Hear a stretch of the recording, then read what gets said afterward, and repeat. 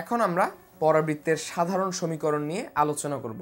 এর আগের ভিডিওতে আমরা কথা বলেছি পরাবৃত্তের সংজ্ঞা এবং একটি পরাবৃত্ত দেখতে কী রকম, পরাবৃত্তের বিভিন্ন অংশের কি কি নাম তা আমরা আগের ভিডিওতে চিহ্নিত করেছি।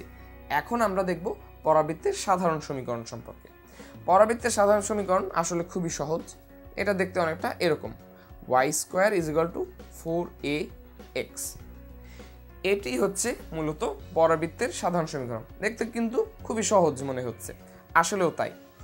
এখানে আমাদের y এবং x আমরা জানি আমাদের সঞ্চার পথের দুটি বিন্দু বোঝাচ্ছে, কিন্তু এই a কি, এর পরিচয়টা চলো দেখে ফেলি।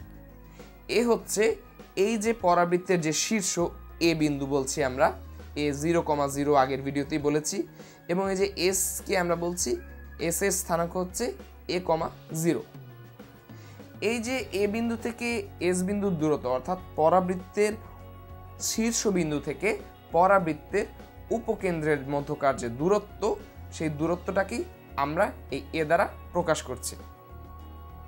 সুতরাং এখানে এই এ বিন্দু থেকে এস বিন্দু পর্যন্ত এই যে দূরত্বটা, সেটা হচ্ছে আমাদের এ। এক্ষেত্রে আমাদের পরাবৃত্তের এই যে সাধারণ সমীকরণটি দেখতে পাচ্ছি, এই সাধারণ সমীকরণটি আমাদের আরেকটি বিষয় বলে দেয়, সেটি হচ্ছে এই পরাবৃত্তের প্রধান অক্ষটি হচ্ছে এক্স অক্ষ। কারণ খেয়াল করে দেখো, এখানে ওয়াই এর ঘাত 2, অর্থাৎ ওয়াই এর রুট বা ওয়াই এর মূল দুটি হবে, অর্থাৎ প্রত্যেকটি এক্স এর জন্য দুটি ওয়াই পাওয়া যাবে। অর্থাৎ এই একটি এক্স এর জন্য উপরে একটি পজিটিভ ওয়াই, নিচে একটি নেগেটিভ ওয়াই, এই আরেকটি এক্স এর জন্য উপরে একটি পজিটিভ ওয়াই, নিচে একটি নেগেটিভ ওয়াই পাওয়া যাবে। অর্থাৎ যার উপরে স্কোয়ার থাকবে না, অর্থাৎ বর্গ চিহ্নবিহীন পদটি হবে